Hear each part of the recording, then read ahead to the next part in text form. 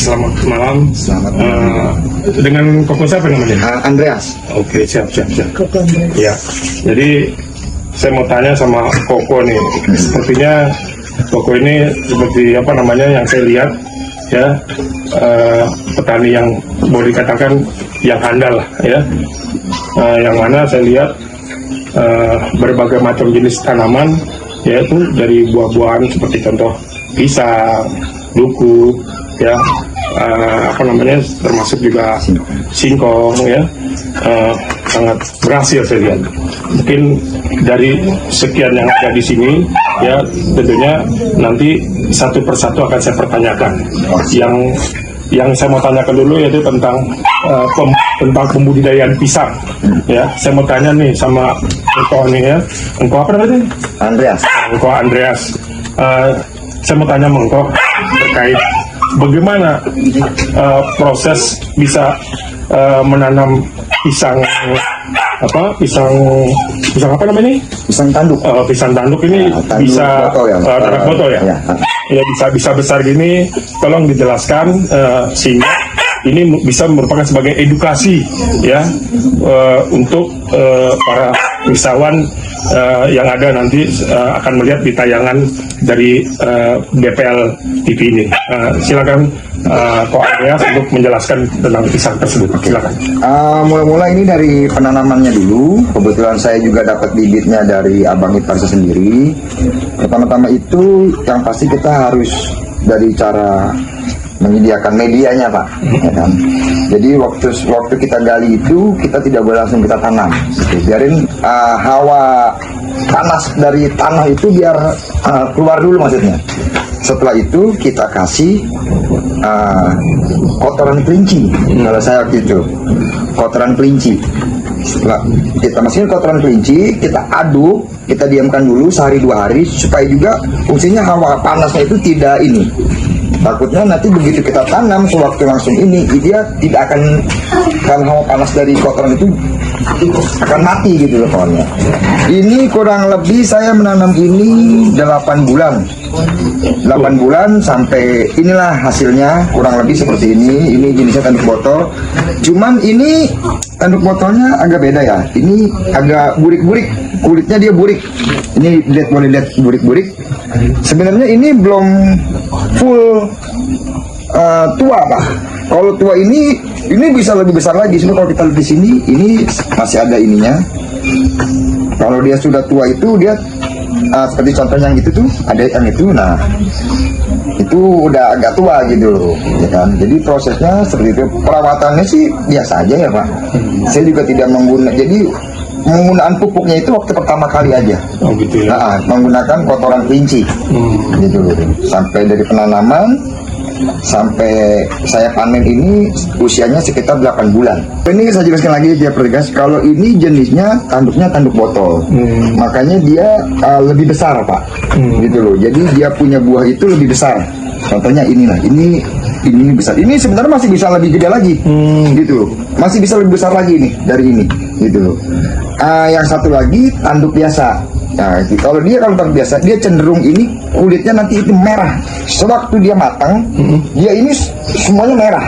Oh gitu. Nah, bisa membedakan antara pohon yang kecil, pohon yang gede gitu loh. Pohon yang tua sama yang muda. Pohon tua sama yang muda gitu loh. Dia semakin tua, dia ini semakin bagus kalau duku.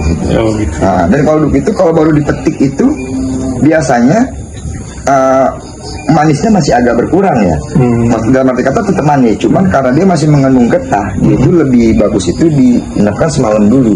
Oh, walaupun duku ini sudah apa, katakanlah sudah layaknya dipanen, iya.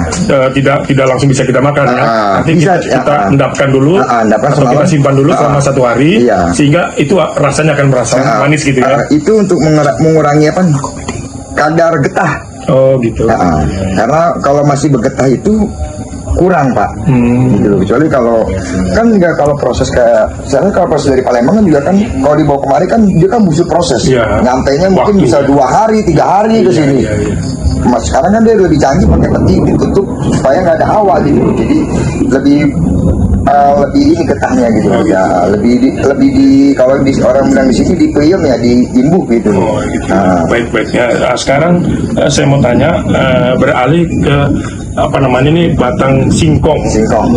Artinya saya lihat seperti kayaknya nih batang singkong bagus ini, apa namanya, boleh dikatakan apa namanya, bibit ya, bibit ini bibit. Artinya di sini saya mau tanya sama Koko Andreas lagi, ini kira-kira jenis singkong apa ya? Kalau ini sebenarnya masuknya singkong hampir sejenis sama singkong ketan disebutnya. Gitu ya. Hampir sejenis singkong ketan.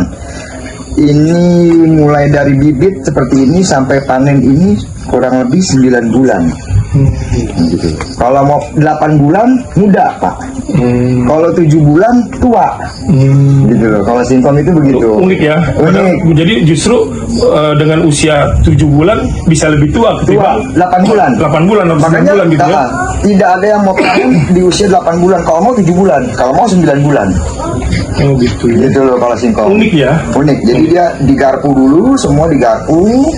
Ya kan, habis digarpu sudah beres, jadi kita tancapkan. Setelah itu kita kasih maksudnya pupuk. Pupuknya itu juga kotoran ayam. Oh, kotoran ayam. Gitu. Kalau dikasih pupuk jenis yang lain seperti kayak kotoran sapi itu gimana? Enggak, dia nggak bisa. Dia nanti mau juga urea. Begitu dia sudah tumbuh keluar batang-batang, tunas baru. Tunas baru itu di urea. Oh gitu.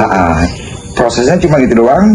Paling nanti kalau sekitar 6 bulan atau udah usia masuk 6 bulan itu diudak lagi, di urea lagi. Kalau enggak dikasih pupuk buah untuk ngudak beti. Beti itu maksudnya buah. Artinya perangsang.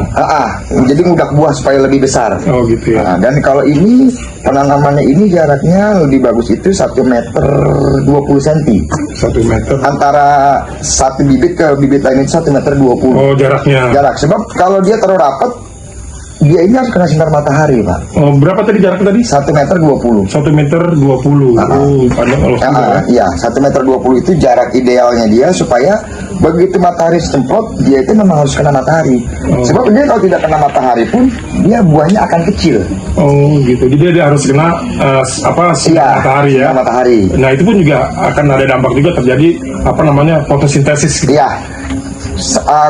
Untuk buah jadi lebih bagus, kalau tidak kena matahari dia buahnya akan busuk nanti. Begitu panen nanti, begitu dibuka singkongnya busuk dalamnya. Oke, terus saya bertanya lagi sama engkau Andreas nih, terkait bicara proses penanaman yang banyak orang mempunyai suatu berasumsi ya. Artinya penanamannya ada yang bilang berdiri, ada yang 45 derajat, bahkan ada yang rebah. Nah, pertanyaan saya yang berdasarkan pengalaman Koko Andreas, kira-kira untuk penanaman singkong ini yang benar tuh dengan model yang tipe seperti apa? Tolong dijelaskan. Kalau untuk singkong ini berdiri, kecuali kalau untuk singkong oyek atau proyek, bahannya itu dari singkong kuning. Kalau singkong kuning kita mengambil daunnya doang, begini Pak nanamnya, dengan cara seperti ini, gitu loh, ya kan? Mau begini juga boleh, tapi kalau untuk singkong konsumsi jenis-jenis ini tetap harus seperti ini. Nanti juga dilihat di sini ada matanya kan, ini juga nggak boleh salah penanamannya. Ini kalau orang nggak tahu, main tancap aja nanti jadi terbalik, jadi nggak akan ada buahnya. Biarpun pohonnya tinggi 2 meter juga nggak akan buahnya, sampai 9 bulan pun nggak akan ada buah. Sebab dia terbalik naruhnya. Tetap ada aturannya juga di ya. sini ada aturan, di sini kita bisa ngeliat nih, sini ada mata-matanya nih. Nah ini kayak gini nih matanya nih Pak. Nah ini berarti ini di atas ini. Gitu ya. Ini di atas, ini namanya begini. Kalau ditanam begini, ini nanti dari sini nih keluarnya nih. Gitu.